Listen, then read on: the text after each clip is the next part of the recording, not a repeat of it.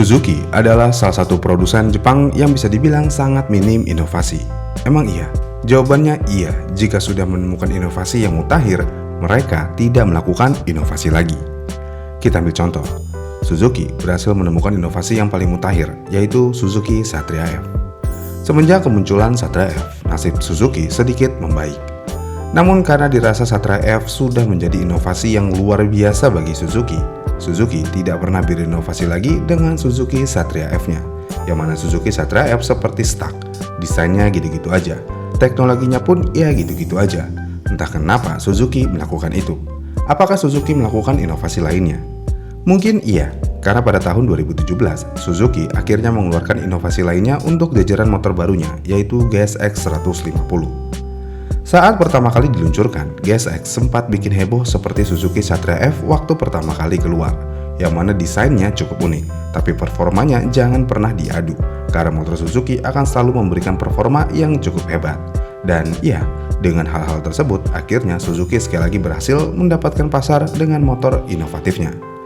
Namun, secepat kilat, motor ini mulai kehilangan popularitasnya, dan pada akhirnya tidak laku lagi.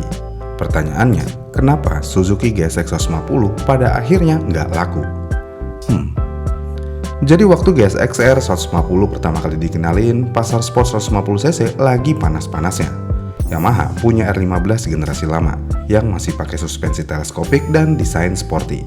Honda punya Cyber 150R yang laris manis. Bukan karena motor ini hebat, tapi karena brandingnya aja yang kuat. Di tengah pasar yang seperti itu, datanglah GSX R 150 dengan pendekatan yang semua orang cari, yaitu performa. Bayangin, waktu pasar sport fairing jenuh dengan motor cc kecil yang pelan, GSX R 150 datang dengan mesin DOHC 147cc dengan konfigurasi overbore yang bisa menghasilkan RPM sampai 13.000 RPM lebih dan tenaganya bisa tembus 19,2 horsepower dengan bobotnya yang cuma di 131 kg. Ini seperti angin segar untuk pasar yang lagi panas-panasnya. Dengan kondisi tersebut, secara logika, motor ini harusnya disukai semua orang. Dan ya, semua orang suka dengan performanya, tapi tidak dengan desainnya. Kenapa desainnya? Apa yang salah? Jadi salah satu alasan utama kenapa motor ini nggak nendang di pasaran adalah desain. Jika kita semua mau jujur, desain GSX R 150 itu terlalu konservatif. Headlampnya satu dengan bohlam kecil di tengah, kayak motor zaman 2000-an awal. Bodinya ramping. Mungkin bodi ramping adalah hal yang bagus, tapi di GSX 150 RR ini terlalu ramping. Karena yang kita tahu, orang Indonesia itu suka motor yang kelihatan berisi, apalagi kalau udah ngomongin sport fairing. Coba kita bandingkan sama Yamaha R15 V3 yang datang gak lama setelah GSX rilis. Desainnya garang, pakai dual kin eyes LED, bodi lebar, dan aura moge looknya dapet. Jika dibandingkan dengan Yamaha R15 V3, banyak yang bilang motor ini mirip motor bebek di modif fairing. Kencang sih, tapi tampilannya ya kurang bikin orang jatuh hati. Bahkan jika mau lebih jauh lagi, motor ini mirip lele tampilannya. Palanya gede, bodinya ramping. Ya nggak salah sih karena ikan lele emang begitu. Namun dengan desain seperti itu, motor ini ya tetap laku aja. Karena pada tahun 2017-an aja, motor ini berhasil terjual sebanyak 7.668 unit. Dan angka penjualan ini bisa dibilang sangat tinggi untuk sekelas Suzuki. Nggak sampai situ aja, bahkan angka wall sales-nya sempat konsisten di atas 3.000-an unit per bulannya. Dengan angka ini, untuk Suzuki yang punya market share kecil, angka ini sekali lagi cukup luar biasa. Dengan angka ini, komunitas mulai terbentuk. Suzuki mulai aktif lagi di dunia motorsport dan brand GSX mulai punya tempat. Namun kesuksesan ini tidak bisa dipertahankan Suzuki ketika internal mereka mengalami perubahan. Yang tadinya lagi agresif banget untuk memulai kebangkitan, tapi tiba-tiba mereka kembali stagnan. Ya, bagaimana tidak stagnan? Selama bertahun-tahun, Suzuki GSX 150 bentuk dan teknologinya ya gitu-gitu aja. Nggak ada perubahan sama sekali. Kasarnya, Suzuki kumat lagi.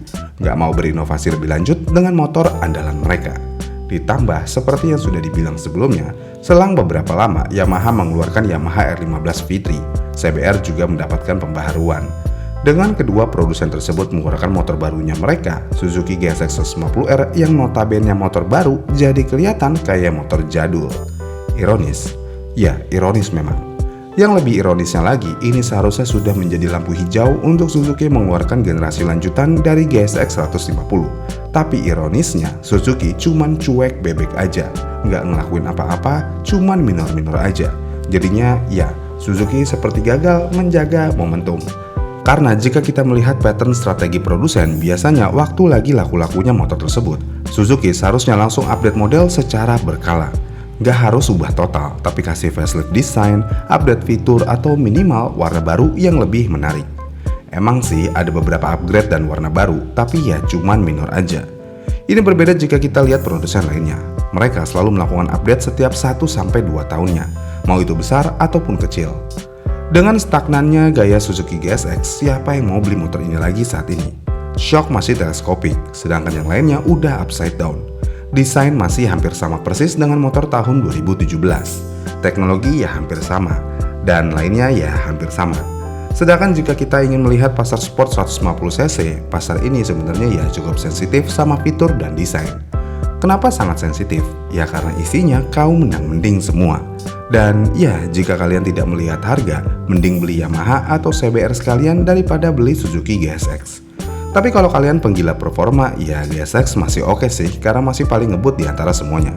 Tapi ya gitu, apakah performa adalah hal utama di kelas 150cc? Karena faktanya, jika kita ngomongin performa motor sport 150cc, sebenarnya seberapa besar performanya? Bahkan performanya ya bisa dibilang hampir setara dengan motor matic modern saat ini. Iya kan?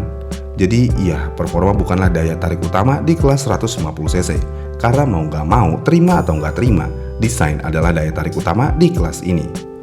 Namun yang menyedihkan dari semua ini adalah mungkin bukan turunnya nilai penjualan motor ini, tapi respon Suzuki ya terhadap kondisi ini. Bukannya bangkit, mereka justru seperti meninggalkan semua usaha mereka. Update produk makin jarang, promosi minim, dan akhirnya GSX 150 benar-benar ditinggalkan oleh fansnya. Namun apakah ini salah Suzuki Indonesia? Sebenarnya enggak juga, karena strategi Suzuki sepertinya memang seperti ini. Kita bisa lihat di motor gedenya. Desain dan teknologinya ya hampir stagnan juga. Kenapa bisa stagnan begitu?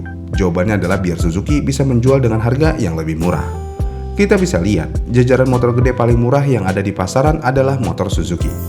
Ini sesuai dengan kelasnya ya. Kenapa bisa murah? Jawabannya ya karena Suzuki tidak mengeluarkan uang untuk riset lebih lanjut teknologinya. Jadinya ya mereka bisa menjual motor lebih murah daripada produsen lain yang selalu melakukan riset dan lainnya. Dengan konsep dasar seperti ini, sepertinya di jajaran motor kecil Suzuki mengikuti konsep seperti ini juga. Setra F gitu-gitu aja, Suzuki GSX 150 ya gitu-gitu aja. Tapi yang lucu di sini adalah tanpa adanya perubahan yang signifikan, cuman keyless, ABS dan warna baru aja. GSX 150R saat ini dijual di harga Rp39.100.000 untuk varian tertingginya, dan terendahnya ada di Rp35 juta. Ya emang sih harganya masih lebih murah daripada Yamaha R15 atau CBR. Tapi ya tetap aja, harga segitu untuk motor yang desainnya masih mirip dari tahun 2017, apakah layak dibeli? Tentu aja agak gimana gitu ya, karena mau bagaimanapun dengan uang segitu kita bisa memiliki banyak pilihan lainnya. Jadinya ya dengan desain yang stagnan, fitur yang stagnan tapi harganya terus naik walaupun masih paling murah di kelasnya, Suzuki seperti membunuh GSX 150 secara langsung. Ya sangat ironis memang. Gimana nih menurut kalian? Komen di kolom komentar di bawah ya, dan sampai jumpa di video selanjutnya.